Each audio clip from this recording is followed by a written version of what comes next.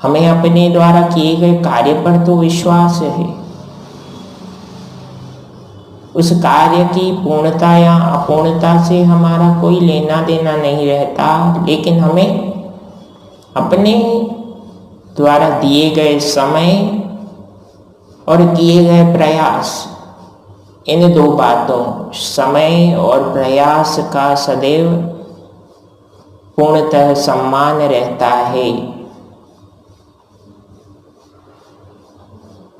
उसके अलावा हम और कुछ नहीं सोच पाते। किंतु एक बात है जो मनुष्य को प्रायः श्री राम के व्यक्तित्व से सीखने को मिलती है, वह है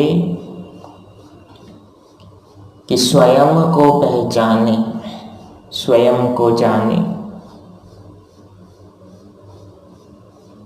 कार्य की अपूर्णता या कार्य की विफलता पर हमें रुकना नहीं है, हमें आगे बढ़ना है। निरंतरता का स्वभाव, कंसिस्टेंसी का नेचर,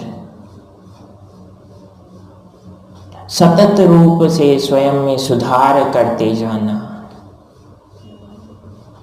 यही व्यक्ति को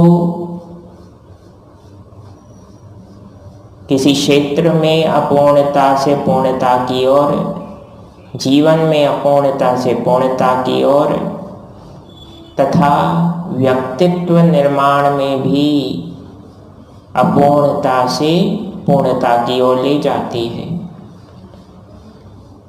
तो स्वयं को जानने के लिए राम को जानना बहुत आवश्यक है। और राम को कैसे जानेंगे? राम ही केवल प्रेम प्यारा, जान लेहु जो जान निहारा। अर्थात श्री राम केवल विशुद्ध प्रेम, विशुद्ध समर्पण के भाव को समझते हैं। जब हम अपने आराध्य के समक्ष दोनों हाथ ऊंचे करते हैं, इसका मतलब है कि हम अपने जीवन की डोर अपने आराध्य को समर्पित करते हैं। It means we surrender before our आराध्य whom we believe. It may be Ram, Krishna, Mahadev,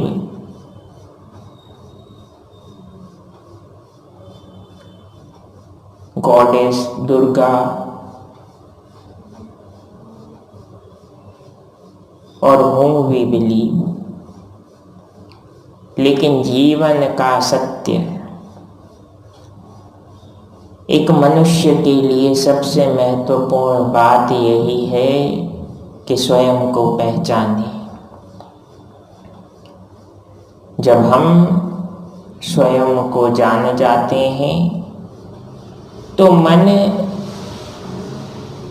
एक क्षण में चाहे कितना ही उथल पुथल, अप्स एंड डाउन्स से भरा क्यों ना हो, अगले क्षण वह मन, उस मन को स्थिर होना ही पड़ता है। ये है आध्यात्मिक जीवन की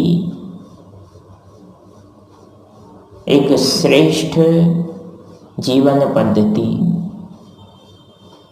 कि आप कितने ही एक क्षण में अशांत क्यों ना हो, अगले ही क्षण उस ईश्वर की कृपा से आपका मन स्थिर हो जाता है, क्योंकि आपने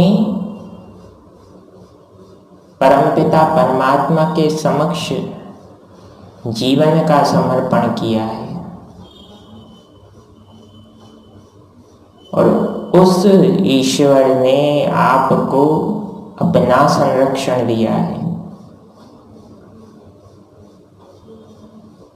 तो विश्वास रूपी महादेव और श्रद्धा रूपी माता पार्वती तथा पुरुषार्थ रूपी कार्तिकेय और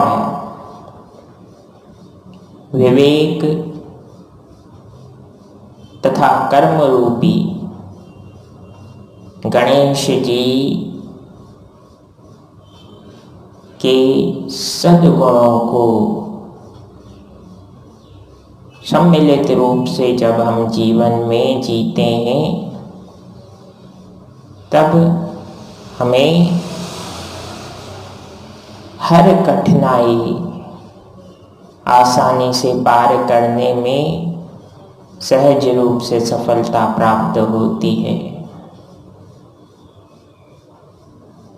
जय सिया राम, जय जय हनुमान। प्रसन्न रहें, आनंदित रहें।